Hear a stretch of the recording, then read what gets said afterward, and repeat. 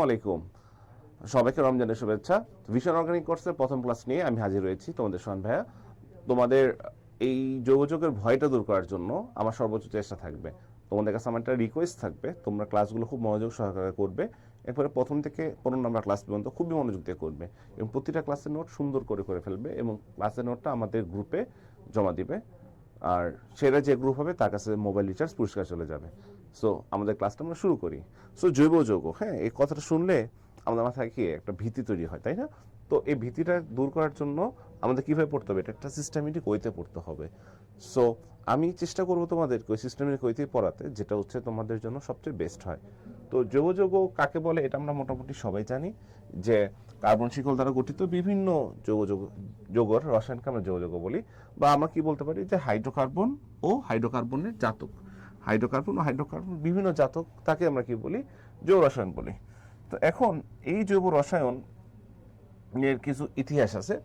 তো ইতিহাসটা যাওয়ার পর আমি জৈব যৌগ নিয়ে একটু আলোচনা করব, যে এটা কিভাবে আমরা চিনবো একটা জৈব যৌগ। ঠিক আছে, দেখো, তো এই ইতিহাসগুলো হচ্ছে তোমাদের এমসিকিউর জন্য দেয়া, আমি সাজিয়ে দিয়েছি, জাস্ট সিম্পল মানে সাজিয়ে দেওয়া। জাস্ট আমি একটু সংক্ষেপে বলি তোমাদেরকে। তো জৈব যৌগ প্রথমে যেটা চিন্তা করা হইতো, এটা খুবই ন্যাচারাল কিছু, ন্যাচারাল প্রাকৃতিক উদ্ভিদ থেকে আসছে বা প্রাণী থেকে আসছে, হ্যাঁ। সো এটা কখনোই তৈরি করা সম্ভব না, এরকম একটা কনসেপ্ট বিজ্ঞানের মধ্যে ছিল।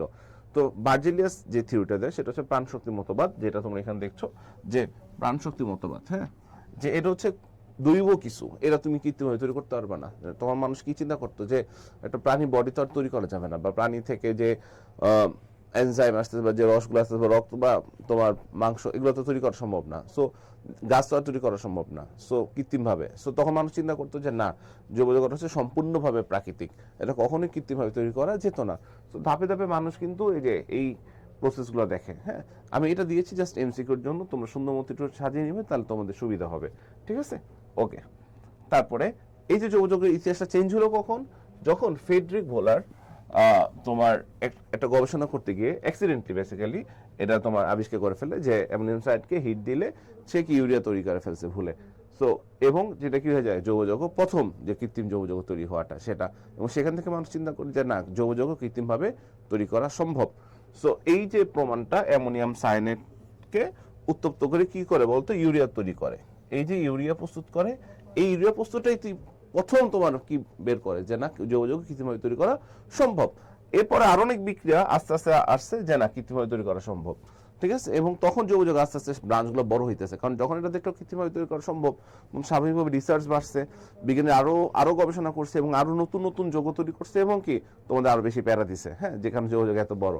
সো এখন দেখো, এই যে জৈব যৌগের সংখ্যাটা, এখানে যে কনসেপ্টটা কি কি থাকবে, হাইড্রোজেন ও কার্বন দ্বারা গঠিত, ভালো মতো খেয়াল করবে, এখানে হাইড্রোকার্বন এবং হাইড্রোকার্বন থেকে উদ্ভূত যৌগ, হাইড্রোকার্বন থেকে উদ্ভূত যৌগ, এদেরকে আমরা কি বলি, জৈব যৌগ, তাই না? আচ্ছা, তো এখানে সাধারণত হাইড্রোজেন থাকে, অক্সিজেন থাকে, নাইট্রোজেন, সালফার, ফসফরাস, হ্যালোজেন, এগুলো থাকবে। ঠিক আছে, এবং ইনহিবিশন যারা, হ্যাঁ, অনেকে চিন্তা করো যে ইনহিবিশনের জন্য কোনো ক্লাস নেই, আমি তোমাদের জন্য স্পেশালি, যেহেতু ইনহিবিশনের অসুবিধা যাতে না হয়, এই জন্য আমি বেশিরভাগ স্লাইড চেষ্টা করছি ইংলিশে ট্রান্সলেট করে দিতে তোমাদের, এবং তোমাদের যাতে নোট করতে সুবিধা হয়, এই জন্য সবগুলো স্লাইডে দেখবো মোটামুটি ইংলিশ ট্রান্সলেট করা আছে। সো আমি এই পয়েন্টে একটু আবার আসি। তো জৈব যৌগের, আমি যদি তোমাকে বলি জৈব যৌগ হওয়ার যে কন্ডিশনগুলো, হ্যাঁ, তোমার কন্ডিশনটা খুব ভালো মতো বুঝতে হবে। জৈব যৌগ হওয়ার কন্ডিশন তিনটা, আমি তোমাদের বলি, খুব ভালো মতো খেয়াল করবা। জৈব যৌগের কন্ডিশন হচ্ছে তিনটা। একটা হচ্ছে কার্বন কার্বন বন্ধন থাকতে হবে, এটা বুঝতে হবে।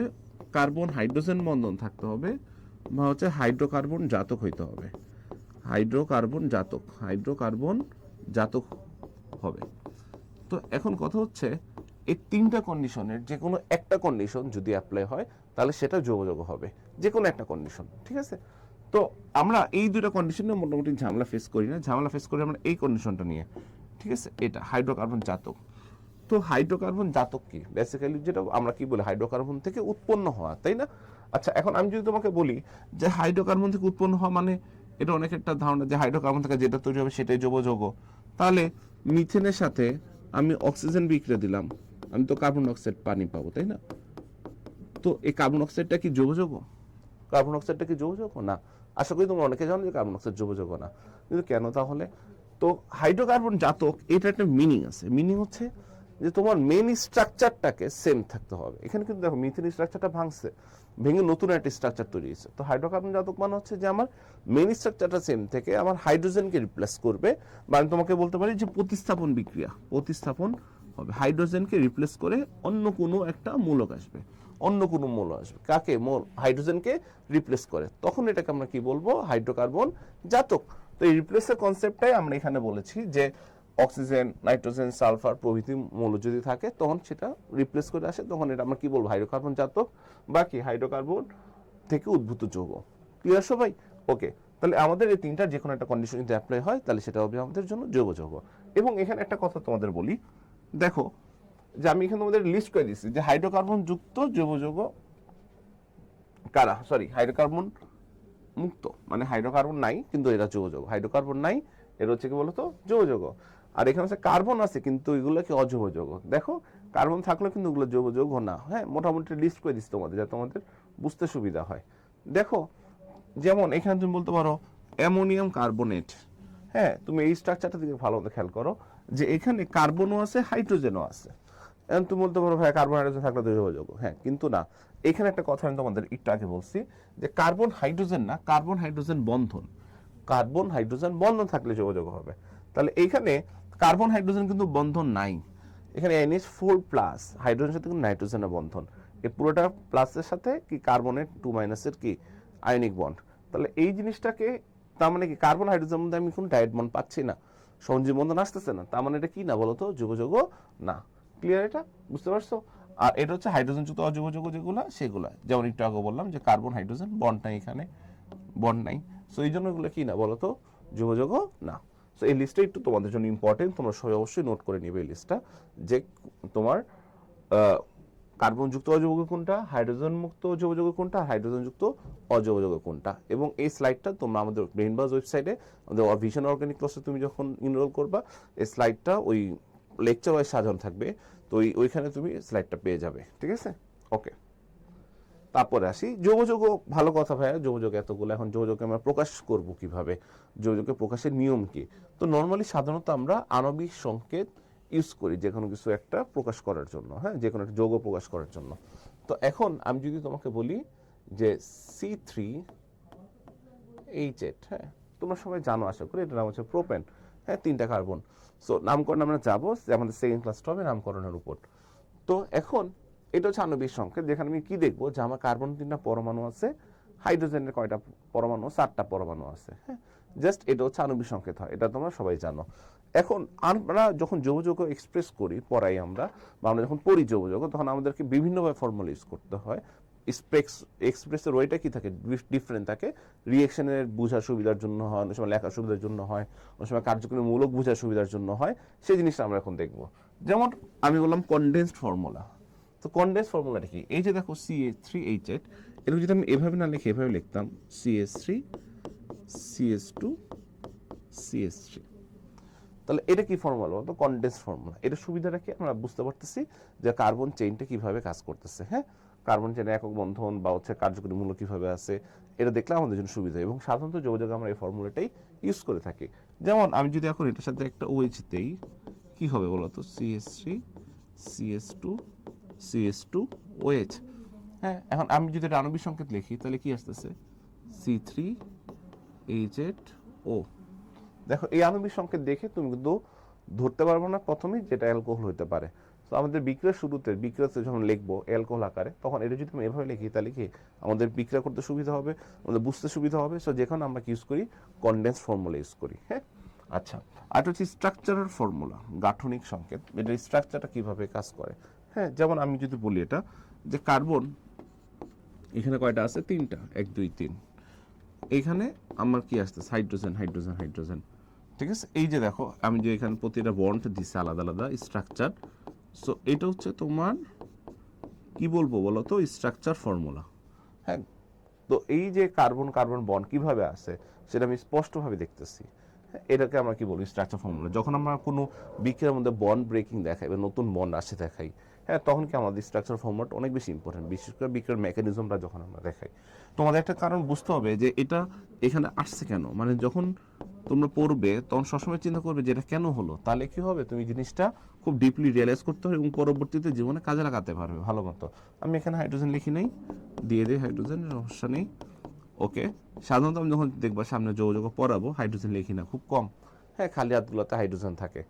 তো এখন তাহলে বুঝতে পারতেছো তোমরা যে এটা হচ্ছে কি ফর্মুলা, স্ট্রাকচারাল ফর্মুলা, ঠিক আছে। এখানে আমরা বন্ড কোনটা আসবে কোনটা যাবে ইজিলি আমরা মেকানিজমের সময় দেখাতে পারবো, ঠিক আছে। ওকে, তারপরে লুইস স্ট্রাকচার। লুইস স্ট্রাকচার শুনলে বুঝতে পারতেছো এখানে লুইস থিওরিতে আমরা কি জানি, মুক্ত জটিল দেওয়া বা নেওয়া, ঠিক আছে। সো এখন এখানে লুইস স্ট্রাকচারটা কি হবে, যে এখানে কোনো লুইস স্ট্রাকচার আমরা দিব না তেমন একটা। লুইস স্ট্রাকচার সাধারণত আমরা লোন পেয়ার নির্দেশ করব, লোন পেয়ার নির্দেশ করব। অনেক রিয়েকশনে কি লাগে আমার লোন পেয়ারের আদান প্রদানের বা হচ্ছে লোন পেয়ারের সাথে যে এইচ প্লাস যায় অ্যাটাক করে এই জিনিসটা দেখাইতে হয়, তখন কি আমরা লোন পেয়ার, যেমন আমি যদি এখানে দেখাইতে চাই এই স্ট্রাকচারটা খেয়াল করো, আমি এটা যদি কনডেন্স ফর্মুলা করি CH3 CH2 CH2 OH, এখানে অক্সিজেন কিন্তু লোন পেয়ার আছে, হ্যাঁ। তো এই যে আমি অক্সিজেন লোন পেয়ারটা দিয়ে দিলাম, অক্সিজেন লোন পেয়ারটা দিয়ে দিলাম, এই যে লোন পেয়ার দেওয়া এই স্ট্রাকচারটাকে আমরা কি বলবো, লুইস স্ট্রাকচার, ঠিক আছে। সো মোটামুটি আমরা বুঝতে পারছি আমরা যৌগের অণুগুলোকে চারটা স্টেপ, চারটা প্রসেসে কি করতে পারি বলতো, প্রকাশ করতে পারি, হ্যাঁ। সো পরের টপিকটা যাই আমরা দেখে, হ্যাঁ।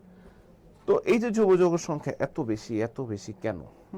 এটার অনেক ইম্পর্টেন্ট চারটা কারণ আছে, অনেক ইম্পর্টেন্ট চারটা কারণ। এর মধ্যে শুরুতে আমি যেটা লিখছি তড়িৎ ঋণাত্মকতা। কেন? দেখো যৌগের কার্বন হচ্ছে আমার মেইন, এবং কার্বনের তড়িৎ ঋণাত্মকতা কত বলো তো, প্রায় 2.5। তো তড়িৎ ঋণাত্মকতা 2.5, কিন্তু এটা প্রায় মাঝামাঝি তড়িৎ ঋণাত্মকতা, আমরা জানি 1 থেকে 4।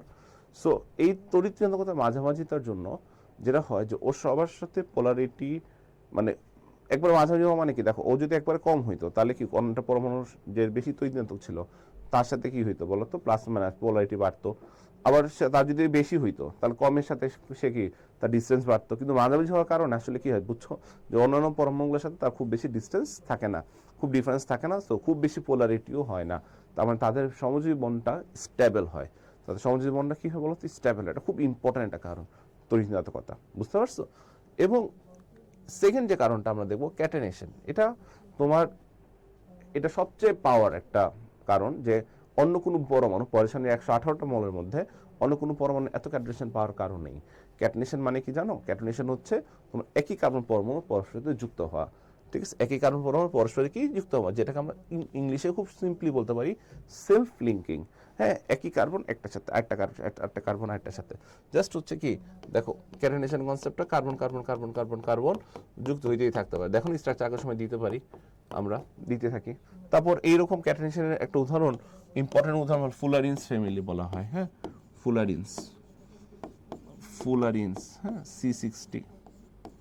C60 থেকে এটা 70-80, হ্যাঁ তোমার হয় কার্বনে। তো এই যে ফুলারিন্স কথাটা বললাম, যে এই যে কার্বন 60-70-80টা একসাথে যুক্ত হয়ে আছে, তো এটা কি একটা খুব বড় একটা উদাহরণ কিসের বলো তো, ক্যাটেনেশনের, ঠিক আছে। ওকে, তারপরে দেখি আমরা আরো দুইটা কারণ, সেটা হচ্ছে কি সমানতা। তো তোমরা মোটামুটি এই সমানতা নিয়ে আমরা অনেক আলোচনা করব, আমাদের একটা ক্লাসই হবে খুব সন্তান, হ্যাঁ লেকচার 3 পুরোটাই সমানতার হবে। তো সমানতার মেন কনসেপ্ট কি এটা তোমরা মোটামুটি জানো আশা করি, যে আণবিক সংকেত একই হবে, গাণিতিক সংকেত ভিন্ন হবে। সো এই সমানতা নিয়ে আমরা এখন খুব বেশি আলোচনা করব না, এটা আমরা আলোচনা করবো হচ্ছে লেকচার 3-তে।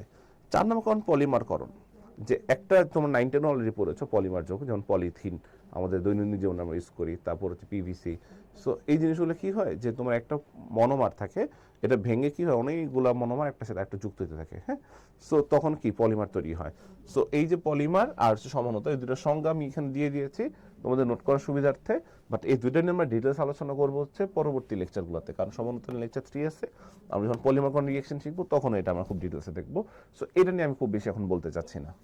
তারপরে টপিকটা দেখি আমরা, যে যৌগের এই যে এতগুলো কারণ, এতগুলো সংখ্যা, এবং যৌগের সংখ্যা কত, প্রায় দেখো অনেক বই যেটা বলছে 90 লাখ, আবার বলছে প্রায় 1 কোটি। সো এই যে এত এত যৌগের, তো এত যৌগের প্রাচুর্যতার কারণ এই যে 4টা। সো এই জন্য এটা খুব ভালো মতো মনে রাখতে হবে। MCQতে কিভাবে দেয়, যে যৌগের প্রাচুর্যতার কারণ 9 কোনটি, হ্যাঁ। সো এই জন্য তোমাকে 4টা কারণই খুব ভালো মতো মাথায় রাখতে হবে, এবং সিকিউ লেখার সময় ব্যাখ্যা আসবে, যে ক্যাটেনেশন ব্যাখ্যা লিখো, বা যৌগের প্রাচুর্যতার 2টি কারণের ব্যাখ্যা লিখো। সো এই ব্যাখ্যাগুলো তোমরা খুব ভালো মতো পারতে হবে, ঠিক আছে, সিকিউর জন্য। আচ্ছা, এখন আসি এই যে এত যৌগ, এটাকে আমরা কিভাবে ক্লাসিফাই করব, কিভাবে এটাকে শ্রেণীবিন্যাস করব। সো যৌগযৌগের শ্রেণীবিন্যাসের শুরুতে যেটা হয় আমরা দুইভাবে করি, একটা হচ্ছে অ্যালিফেটিক আর একটা হচ্ছে কি বলো অ্যারোমেটিক। একটা হচ্ছে অ্যালিফেটিক আর একটা হচ্ছে অ্যারোমেটিক। কেন করি এটা আমরা? অ্যারোমেটিকটা সম্পূর্ণ আলাদা এবং আমরা ভবিষ্যতে পড়বো হাকেল তত্ত্ব। হাকেল তত্ত্ব, এই তত্ত্ব অনুসারে আমরা অ্যারোমেটিসিটির সংজ্ঞা দেব। তো এটা একটা ক্যাটাগরি যে 4n+2 সংখ্যক সঞ্চয়নশীল পাই ইলেকট্রন সুষম চাকরিক যৌগ থাকলে সেটাকে আমরা অ্যারোমেটিক যৌগ বলি। কিন্তু এই অ্যারোমেটিক যৌগ ছাড়া যা আছে সবই কি অ্যালিফেটিক। এই অ্যালিফেটিক যৌগ ছাড়া যা আছে সবই কি বলতো অ্যালিফেটিক যৌগ। তো এই যে অ্যালিফেটিক যৌগ, এই অ্যালিফেটিক যৌগের শ্রেণীবিভাগটা আমরা আগে দেখবো।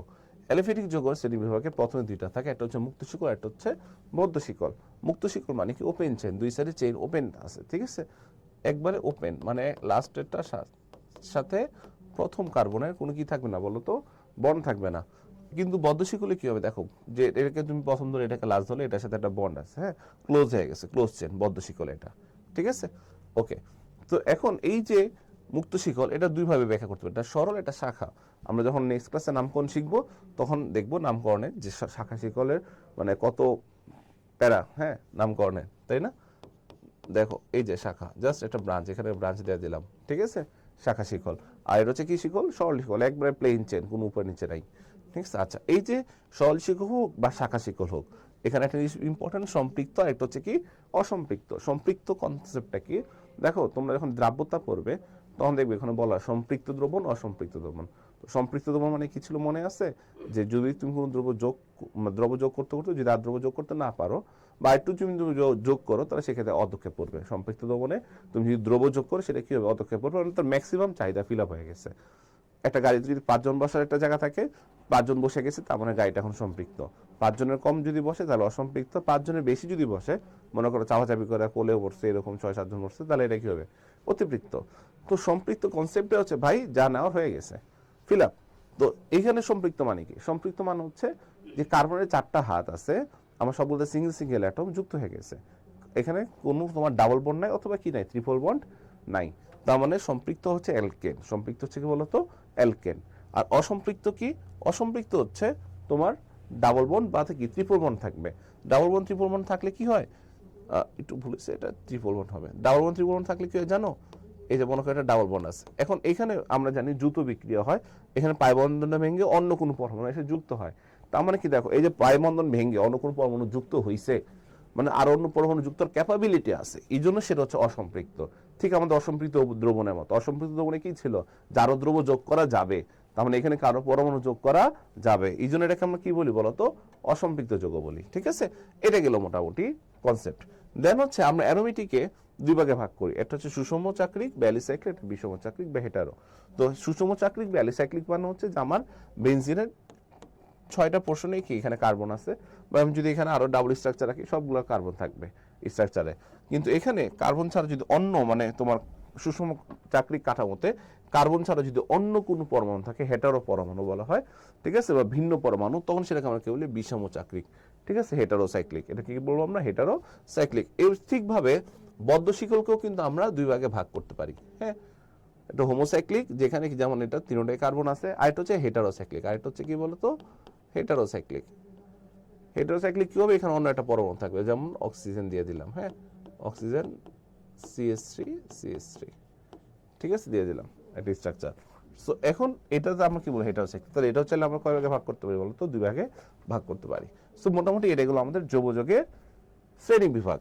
এখন আসি যে যৌগযৌগের সংকরায়ন, ঠিক আছে, এই টপিকটা খুবই খুবই ইম্পর্টেন্ট। যৌগযৌগের সংকরায়ন এই টপিকটা খুবই খুবই ইম্পর্টেন্ট।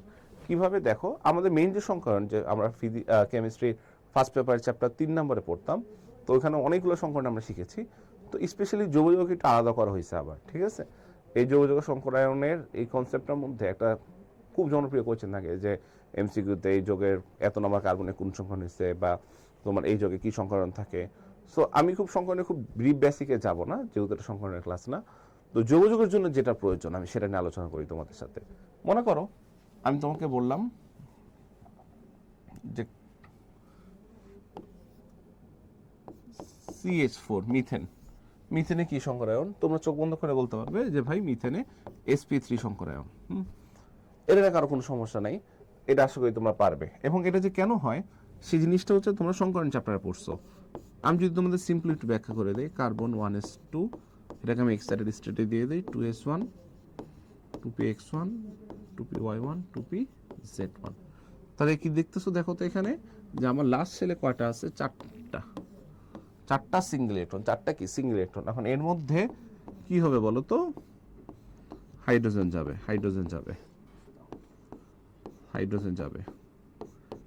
এই যে হাইড্রোজেন যাবে, হাইড্রোজেনের ইলেকট্রন বিন্যাস যদি দেখি আমরা তাহলে কি হবে বলো তো 1s1।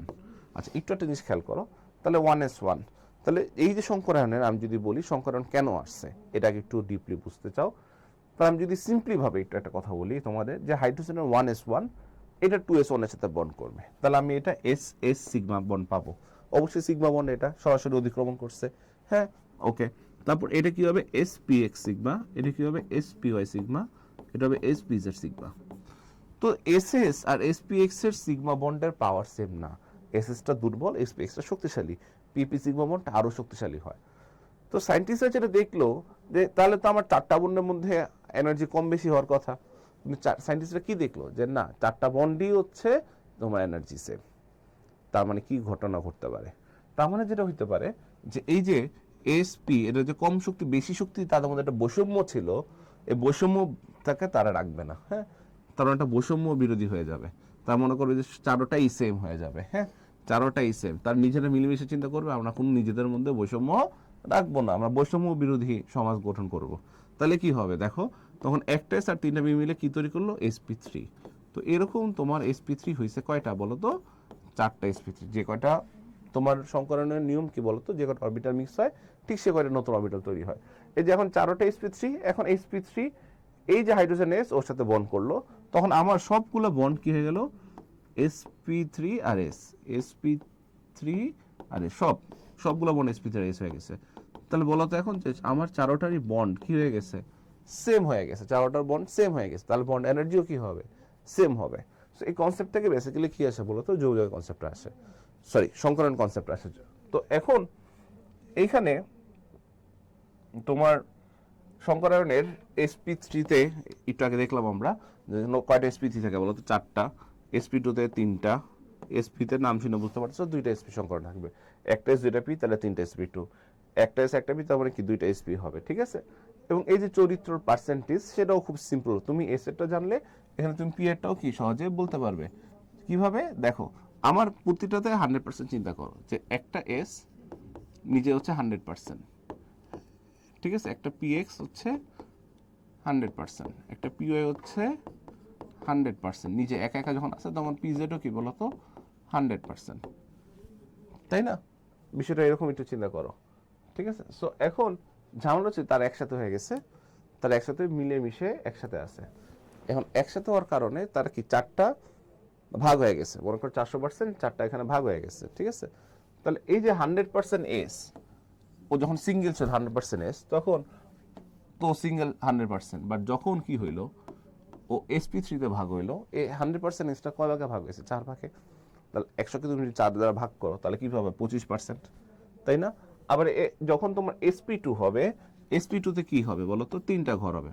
তাহলে একটা 100% এস কয় ভাগে ভাগ হয়ে গেছে, 3 ভাগে। তাহলে 100/3 করলে কত, 33.3%। আবার sp কি হইতেছে দেখো তো, যে দুইটা ঘর, তাহলে 100 যখন 2 ভাগের ভাগ হয়ে যাবে তখন কত হয়ে যাবে 50%। সিম্পল, একবারে সিম্পল, বুঝতে পারছো? এস তাহলে আমার পি কত হবে দেখো ভাই, পি হচ্ছে 300%, কয় ভাগে ভাগ হয়েছে, 4 ভাগে, তাই না? তাহলে কত আসতেছে বলো তো 75%। সিম্পল, ঠিক আছে। এটা বাদ দিয়ে দাও 66.7%, এটা কত পার্সেন্ট, 50%। এটা তোমরাই বাকির হিসাব করতে পারবে। কি বলছি বুঝছো, শেষ, ওকে। তাহলে এখন দেখো যে বন্ধন দৈর্ঘ্যটা খুবই ইম্পর্টেন্ট এমসিকিউর জন্য, এটা আসে কার্বন কার্বন যে ট্রিপল বন্ড হবে, single bond, double bond, triple bond, ঠিক আছে। এটা হচ্ছে বন্ধন দৈর্ঘ্যর চার্ট, বন্ধন কোণ, আর হচ্ছে যে আমি দেখাকৃতি কিরকম হয়, এগুলো তোমরা চ্যাপ্টার 3-তে পড়ছো অলরেডি ডিটেলস, সো এটা নিয়ে খুব বেশি আলোচনা করতে চাচ্ছি না। সো এর পরেরটাই দেখো, আমি এরপরে যে টপিকটা আলোচনা করব যে এই সংকরায়নটা আমরা সহজে কিভাবে বের করবো একটা যৌগের, হ্যাঁ। তো এটার জন্য আমাদের একটা রুলস আছে, রুলসটা কি, সিগমা বন্ড কয়টা আছে এটা আমরা দেখব, প্লাস হচ্ছে লোন পেয়ার কয়টা, সিগমা বন্ড কয়টা আর হচ্ছে বলতো লোন পেয়ার কয়টা, এই দুইটা খালি আমরা যোগ করবো, আর আমরা কিচ্ছু করা লাগবে না, সংখ্যান বের হয়ে যাবে। এই দুটোর যোগফলকে আমি ধরি এক্স, এই দুটোর যোগফলকে আমি কি ধরি এক্স। কেন ধরলাম? এটা হচ্ছে হাইব্রিড অরবিটাল সংখ্যা। এখন মনে করি এক্স এর মান আসলো 4, এক্স এর মান যদি 4 আসে তার মানে এটা কি সংকরণ হবে? sp3। এক্স এর মান যদি 3 আসে তাহলে কি হবে? sp2।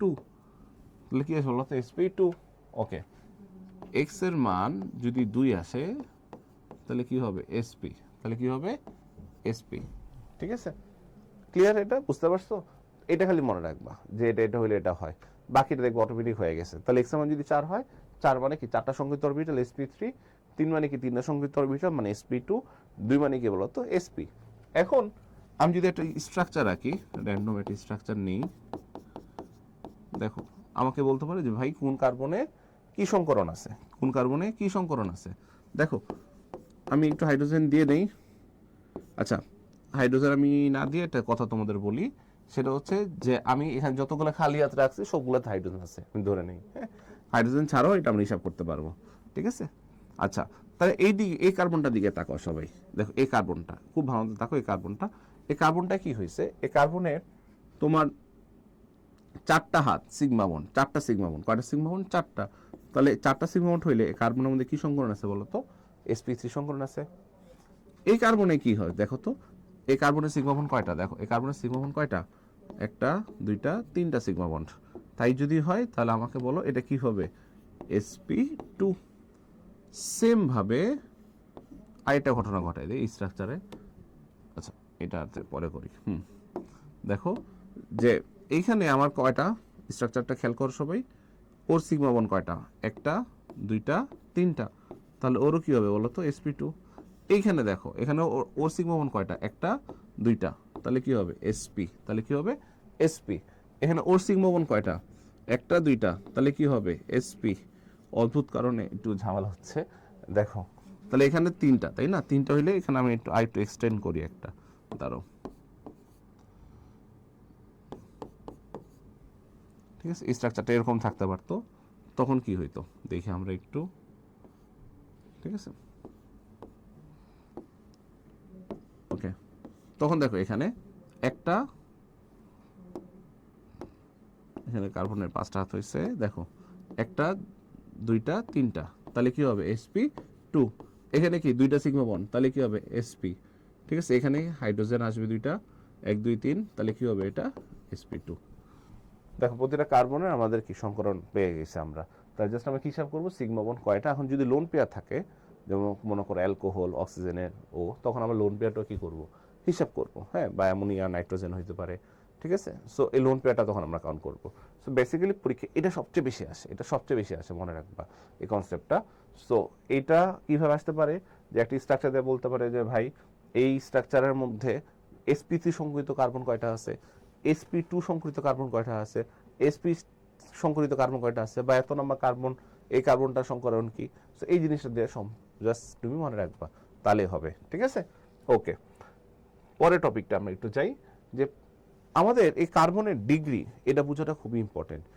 এই কত ডিগ্রি কার্বন, 1 ডিগ্রি কার্বন আর 2 ডিগ্রি কার্বন।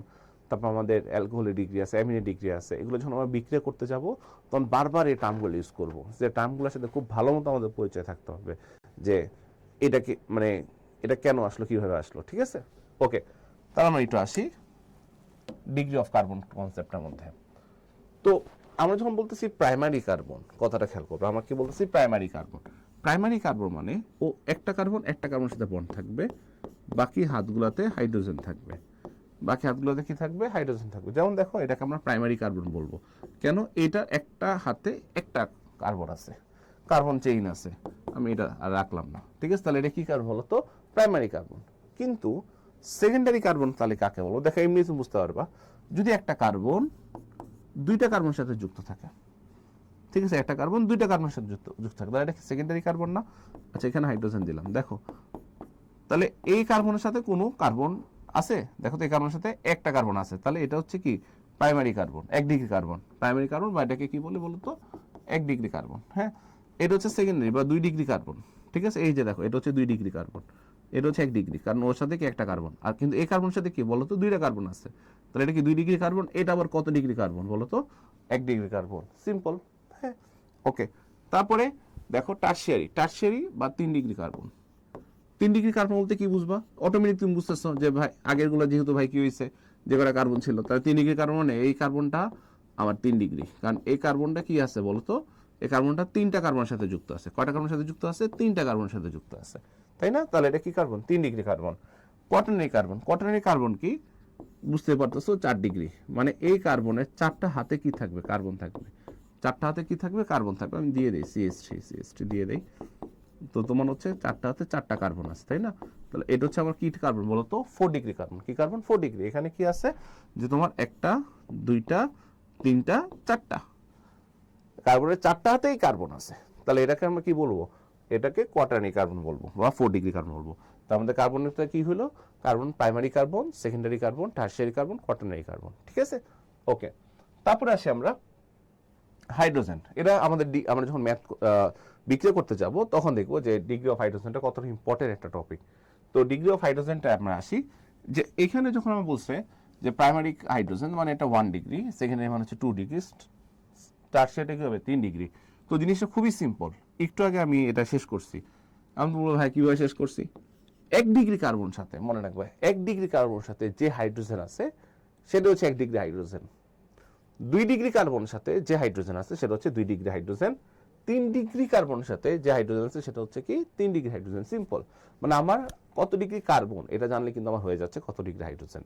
তো আমি একটু দেখাই দিই হালকার উপর যে এটা হচ্ছে তোমার, এটা কি বলতো? 1 ডিগ্রি কার্বন, দুইটা 1 ডিগ্রি কার্বন, কারণ দুইটাই কি একটা একটা কার্বনের সাথে যুক্ত, তাই না?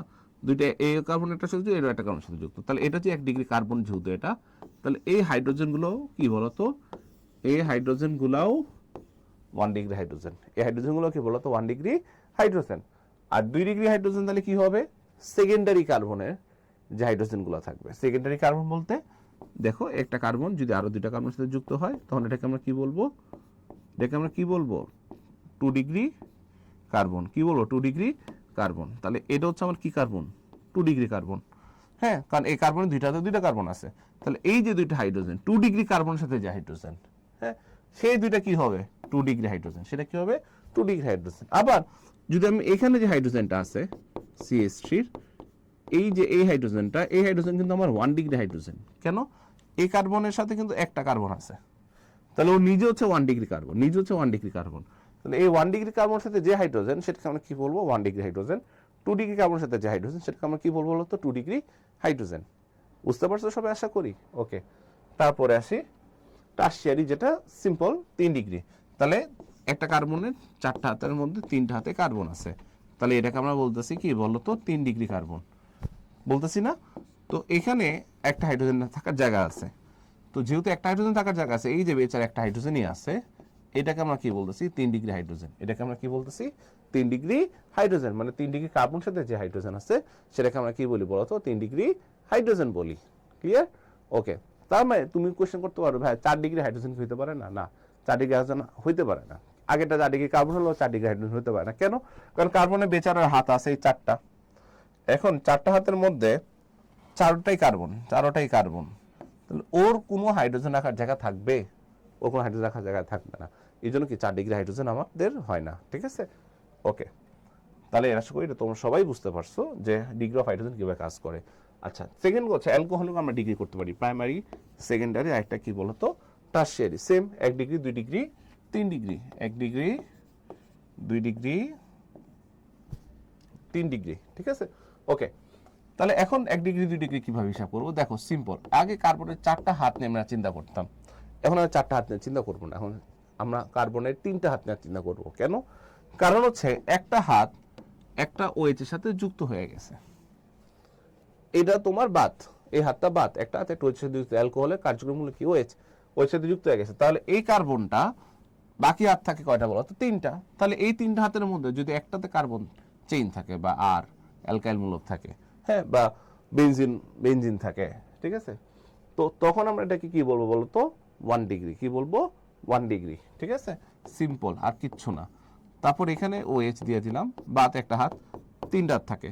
তাহলে এখানে যদি 2টা কার্বন চেইন থাকে তখন এটাকে আমরা কি বলবো? 2 ডিগ্রি। সিম্পল। একটা তো বাদ OH, আর কয়টা হাত থাকে? 3টা। তার মানে এটা কি হয়ে যাবে 3 ডিগ্রি। এখন তুমি বলবো ভাই এটা কি 4 ডিগ্রি সম্ভব? এটা সম্ভব না, কারণ এখানে আমার একটা দাগে বাদ দিতে হইতেছে, ওয়েচের জন্য আগে একটা হাত বাদ, তা থাকে 3টা হাত, ঠিক আছে? তাহলে এটা 4 ডিগ্রি সম্ভব না। ক্লিয়ার? আশা করি সবাই বুঝতে পেরেছো। পরেরটাই দেখি, অ্যামিন। হ্যাঁ, অ্যামিনেট, আচ্ছা অ্যালকোহল নিয়ে আমি তোমাদের একটা কথা বলি। হ্যাঁ,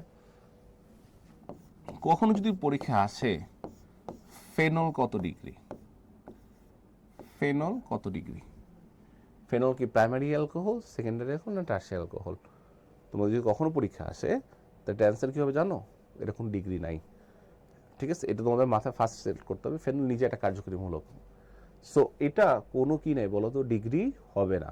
হ্যাঁ, বাট যদি এমন হয় বেনজাইল অ্যালকোহল দেই আমি CH2OH, CH2OH, তখন এইটাকে আমরা ডিগ্রি বলতে পারবো, এটাকে আমরা 1 ডিগ্রি বলবো, এটাকে আমরা 1 ডিগ্রি বলবো। কেন 1 ডিগ্রি বলবো? দেখো কার্বনের একটাতে OH আছে আর দুইটা হাতে কি আছে? হাইড্রোজেন আছে।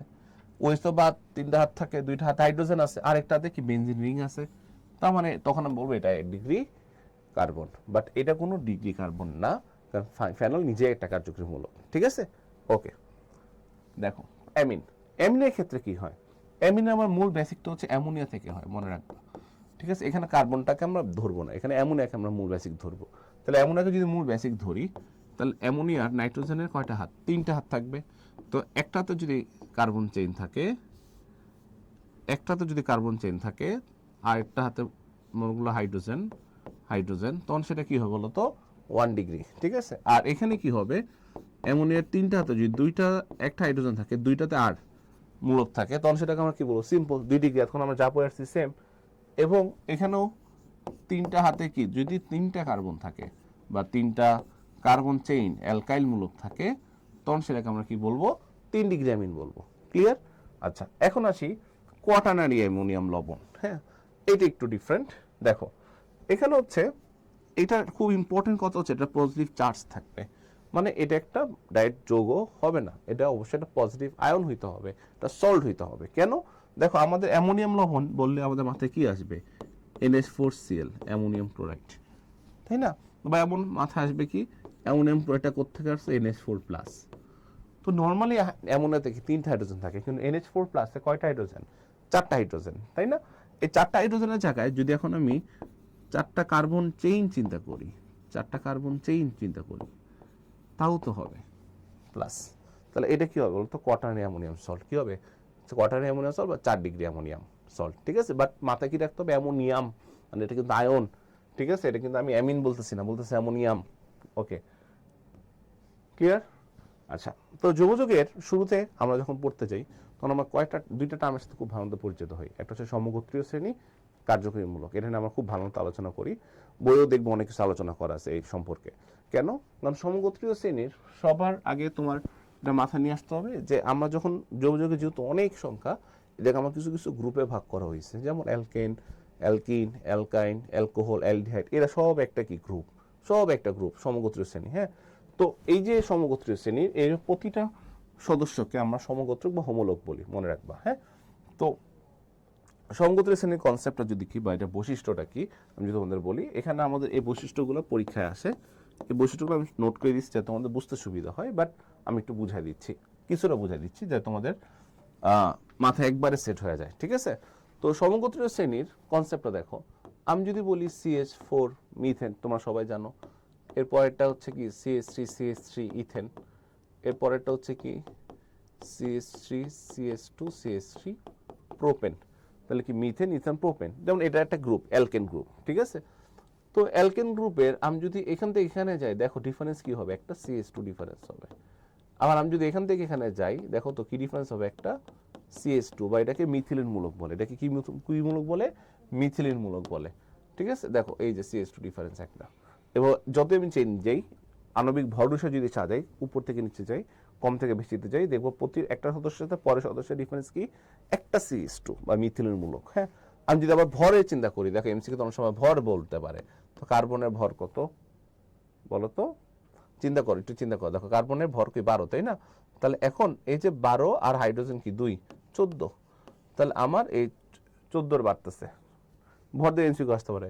বাট মেন কনসেপ্ট হচ্ছে আমার মিথিলিন মূলক বাড়ে। মেন কনসেপ্ট হচ্ছে কি আমার মিথিলিন মূলক একটা একটা করে অ্যাড হয়। এবং এদের একটা বৈশিষ্ট্য হচ্ছে কিন্তু এদের একটা সাধারণ সংকেত থাকে, এদের কি থাকবে, এটা সাধারণ সংকেত দ্বারা প্রকাশ করা হয়েছে। যেমন অ্যালকেনকে আমরা কি দ্বারা প্রকাশ করি বলতো, CnH2n+2। হ্যাঁ, এটি আমি একটু দেখাই দিই। দেখো, আমি যখন অ্যালকেন চিন্তা করব, একটু চেইনগুলো চিন্তা করো। সাধারণ সংকেত মুখস্থ করার কিচ্ছু নাই, জাস্ট হচ্ছে একটু জিনিসটাকে ফিল করবা, চিন্তা করবা যে হ্যাঁ এটা কেন হইলো, সাধারণ সংকেত এটা কেন হলো। আমি যদি একটা বড় চেন নেই, আরো একটু দেখো, এই বড় চেনটা দিয়ে বুঝাই আমি, তার সুবিধা হবে তোমাদের। তো এখন এই যে কার্বন, একটু চিন্তা করে দেখো, প্রতিটা কার্বনে দুইটা হাত মাস্ট আছে। তাহলে আমার যদি n সংখ্যক কার্বন থাকে, হাইড্রোজেন দুইটা সংখ্যক প্লাস মাস্ট থাকবে। লাস্টের দিকে দেখো দুইটা হাত এক্সট্রা আছে, মানে প্রথম কার্বন আর শেষ কার্বন একটা করে হাইড্রোজেন বেশি নিতে পারবে, তাই না? তাহলে এই যে আমি কি করে দিলাম, +2, শেষ, সিম্পল। তাহলে আমার CnH2n+2। তো যে কোনো অ্যালকেন যদি নেই তাহলে কি হবে, CnH2n+2 হবে। তারপর আমি যদি এখান থেকে একটা হাইড্রোজেন সরাই দিই, এখান থেকে আমি একটা হাইড্রোজেন সরাই দিলাম, নাই, এখানে সবগুলোতে হাইড্রোজেন আছে, আমি একটু লিখে দিই যে তোমাদের সুবিধার জন্য। আচ্ছা, তাহলে এগুলো সব হাইড্রোজেন দিয়ে দিলাম আমি, ঠিক আছে? তাহলে এটা আমাদের জন্য অ্যালকেন, এটা আমাদের জন্য হচ্ছে কি, অ্যালকেন। এখানে হাইড্রোজেনটা দেই নাই, এই হাইড্রোজেনটা খালি, এখানে খালি। যখন আমি এখানে খালি রাখলাম তখন একটা হাইড্রোজেন কমে যাবে না? তখন কি হবে বলতো, CnH2n+1। তখন এটাকে আমরা কি বলবো, সবচেয়ে ইম্পর্টেন্ট আমাদের যোগাযোগের জন্য, এটাকে আমরা তখন বলি অ্যালকাইল গ্রুপ। কি গ্রুপ বলি, অ্যালকাইল। অ্যালকেন থেকে যদি আমরা একটা হাইড্রোজেন অপসারণ করে দিই তাহলে যে মূলকটা থেকে যাবে সেটাকে অ্যালকাইল। এটা কেন তো ইম্পর্টেন্ট, কারণ এখন দেখো আমার এই জায়গাতে OH আসতে পারে, তাই না? এই কারণে ওই জায়গাটা OH আসতে পারে, এই জায়গাটা ক্লোরিন আসতে পারে, মানে এই জায়গায় হাইড্রোজেনের বদলে অন্য কোনো একটা পরমাণু আসতে পারে। মানে হাইড্রোজেন বাদে যে পরমাণুটা আসছে ওইটা ছাড়া বাকি পুরো পার্টটাকে আমরা কি বলতেছি, অ্যালকাইল বলতেছি, ঠিক আছে? তাহলে যেমন এটাকে আমরা অ্যালকাইলের এই জন্য কি বলে, সাধারণ সংকেত CnH2n+1। এখন চিন্তা করো যে এখানে হাইড্রোজেন দেই আমি একটু আবার, কিন্তু এখান থেকে আমি দুইটা হাইড্রোজেনকে সরাই দিলাম, দুইটা হাইড্রোজেন বাদ, তখন তাদের মধ্যে কি বন্ধন হবে, দ্বিবন্ধন হবে। তাহলে দুইটা হাইড্রোজেন যদি বাদ যায়, তাহলে অ্যালকেন থেকে যে হাইড্রোজেন দিয়ে দিচ্ছে, অ্যালকেন থেকে দুইটা হাইড্রোজেন বাদ গেছে, তাহলে দুইটা হাইড্রোজেন বাদ গেলে H2n আছে, তার মানে এটা কি হবে, অ্যালকিন, ডাবল বন্ড, ঠিক আছে? আবার যদি আরো দুইটা হাইড্রোজেন আমি বাদ দেই তখন এখানে কি হবে, ট্রিপল বন্ড হবে, তাই না? তাহলে কি হবে, CnH2n-2 গেল, তখন এটা কি হবে, অ্যালকাইন। তাহলে দেখছো কত সুন্দর আমাদের জাস্ট সাধারণ সংকেতগুলো এসে পড়ছে। এটা কিন্তু মুখস্থ করার কিছু নেই, তুমি এমনি বুঝতে পারতেছো যে এটা কিভাবে হয়েছে। তো দেখো একটু, তাহলে আমাদের কি কি, একটা সাধারণ সংকেত থাকবে, একটা সাধারণ প্রস্তুত প্রণালী থাকবে, যেটা আমরা প্রতি সামনে দেখবো, প্রস্তুত প্রণালী, অ্যালকেনের প্রস্তুত, অ্যালকোহল প্রস্তুত, সাধারণ প্রস্তুত প্রণালী থাকবে সবার জন্য। এবং একটা ভৌত ধর্মের ধারাবাহিক চেঞ্জ থাকবে। হ্যাঁ, মিথেন, বিউটেন পর্যন্ত এগুলো গ্যাস, এরপর কি লিকুইড হয়, এরপর আরও বেশি উচ্চতর কার্বন গেলে কি হবে বলো তো, সলিড হয়। এটা তোমার ধারাবাহিক পরিবর্তন থাকবে। আচ্ছা, রাসায়নিক ধর্ম প্রায় সেম, বাট তোমার রাসায়নিক ধর্ম যখন আমরা পড়বো আরো তখন দেখবো, যেমন অ্যালকেনের থেকে আমরা কি বলি, প্যারাফিন, নিষ্ক্রিয়, মানে প্রায় সবগুলো কি বলতো, নিষ্ক্রিয়। ব্যতিক্রম নিয়ে আলোচনা করবো না আমি এখন, মানে কনসেপ্টটা কি থাকবে, এটা কমন কনসেপ্ট যে হ্যাঁ সবার ধর্ম প্রায় সেম থাকে, একই ক্যাটাগরি রিয়েকশন দিবে। হ্যাঁ, এটা দেখবো আমরা সামনে অনেক আলোচনা করবো। যেটা বলছি, প্রতিশ্রুতি পাঁচটি দুর্যোগের মধ্যে অবশ্যই এটা কি থাকবে, মিথিল মূলকের পার্থক্য থাকবে, এবং একটা নির্দিষ্ট কি থাকবে, কার্যকরী মূলক থাকবে, নির্দিষ্ট কার্যকরী মূলক থাকবে। এটা হচ্ছে আমাদের সমকোচ্চ শ্রেণীর বৈশিষ্ট্য, ঠিক আছে? ওকে, এটা গেল। তারপর আসি কার্যকরী মূলক। তো কার্যকরী মূলক কি, আমি যদি তোমাকে জিজ্ঞেস করি কার্যকরী মূলক কি, তাহলে এটা হচ্ছে, আমি বলি যে যোগাযোগ একটা পাওয়ার। হ্যাঁ, যে ও আসলে বিক্রিয়াকে নির্ধারণ করে, ওর প্রপার্টিসকে নির্ধারণ করে, ঠিক আছে? এই সব কিছু কার কাজ বলতো, কার্যকরী মূলক কাজ। বেসিক্যালি আমি যদি তোমাকে বলি, ভৌত রাসায়নিক ধর্ম, একটা যোগের ভৌত রাসায়নিক ধর্মটাকে নিয়ন্ত্রণ করে কে, সেটা হচ্ছে কার্যকরী মূলক। সেটা হচ্ছে কি বলতো, কার্যকরী মূলক, ফাংশনাল গ্রুপ, পাওয়ার। তো এই যে পাওয়ারগুলো যোগাযোগের, এই জিনিসটা আমাদের জন্য খুবই ইম্পর্টেন্ট। যেমন একটু আগে আমরা দেখছি অ্যালকেন, অ্যালকিন, অ্যালকাইন, মানে যে একক বন্ধন, দ্বিবন্ধন, ত্রিবন্ধন, বা এই যে এটার সাথে যদি হ্যালাইড থাকে, হ্যালোজেন যুক্ত থাকে, হ্যালাইড মূলক, বা আমরা কি বলতে পারি, ওএইচ, হাইড্রক্সি মূলক। এখানে দেখো তিনটা জিনিস আছে। এখানে কি 1 ডিগ্রি অ্যালকোহল মনে আছে, একটু আগে বলছিলাম যে 1 ডিগ্রি, এই যে দেখো 1 ডিগ্রি, 2 ডিগ্রি, 3 ডিগ্রি, ঠিক আছে? এই হাতখালি মানে একটা আর যুক্ত হবে 1 ডিগ্রি, এখানে দুইটা হাতখালি, একটা হাইড্রোজেন, তার মানে কি 2 ডিগ্রি, 3 ডিগ্রি অ্যালকোহল মূলক। এগুলো হচ্ছে কি বলতো, একটা কার্যকরী মূলক। সো আমাদের এই কার্যকরী মূলকগুলো আমরা সামনে আরো চিনবো। আমাদের যৌগযোগী বিক্রিয়ার নামকরণ, যৌগযোগের নামকরণ যখন করবো নেক্সট ক্লাসে, তখন একটু প্রতিটাকে আমরা আলাদা আলাদাভাবে চিনবো। জাস্ট আমি এখানে একসাথে নোট করে দিয়েছি যাতে তোমাদের চিনতে শুরুতে সুবিধা হয় যে কি কি আছে। ঠিক আছে, ওকে। আচ্ছা, এখানে একটু ভুল হয়েছে মনে হয়, ত্রিভুবন্ধ না, হ্যাঁ, ওকে। দেখো এই যে কার্যকরীমূলক গুলো লিস্ট, ঠিক আছে, এগুলো তোমরা জাস্ট একবার একসাথে করে দেওয়া। পরবর্তীতে তোমরা আমরা যখন বিক্রিয়া শিখবো, তখন এটা আমরা আরো ক্লিয়ারলি শিখতে পারবো সবকিছু। হ্যাঁ, ওকে, জাস্ট এটা পরিচয় করা, হ্যাঁ এটা আছে, এই কার্যকরীমূলকগুলো আমার কাছে আছে। এখানে একটা কনসেপ্ট দিয়েছি আমি, দেখো কার্যকরীমূলকের অগ্রগণ্য ক্রম। এখানে সবাই মাথা, আমি বলি সবাই মানে পাওয়ারফুল, হ্যাঁ সবাই বিক্রিয়াকে কন্ট্রোল করে, বাট পাওয়ারের মধ্যে কি থাকে, এটা ভেরি থাকে, বা প্রায়োরিটি ভেরি থাকে। হ্যাঁ দেখবা তুমি একা থাকো যখন, বা তখন তোমার আচরণটা একরকম থাকে, তাই না? বা নিজে নিজে চিন্তা করো, বা তোমার ফ্রেন্ডদের সাথে থাকলে কি তোমার আচরণটা চেঞ্জ হয়ে যায়। এখন ফ্রেন্ড বলতে কি, তোমার বেস্ট ফ্রেন্ড থাকলে তোমার আচরণ একরকম হবে, তোমার মোটামুটি ক্লাসমেট টাইপ ফ্রেন্ড থাকলে তোমার আচরণ একরকম হবে, আবার ফ্যামিলির সামনে তোমার আচরণ কি আরেক রকম হবে, তাই না? এই যে ফ্যামিলির সামনে ফ্রেন্ডের সাথে তোমার আচরণগুলো চেঞ্জ হয়ে যাচ্ছে, কিন্তু তুমি কি চেঞ্জ হচ্ছ? মানে তুমি আছো, বাট তোমার আচরণটা চেঞ্জ হয়ে যাচ্ছে কেন? কারণ তোমার কার্যকরী মূল্যগুলো আশেপাশের কি চেঞ্জ হইতেছে। জাস্ট মানুষের লাইফটাই হচ্ছে কেমিস্ট্রি, অর্গানিক কেমিস্ট্রি মানে হচ্ছে কি মানুষের লাইফ। তুমি লাইফ দিয়ে রিলেট করবা, দেখবো অর্গানিক কেমিস্ট্রি তোমার কাছে সহজ।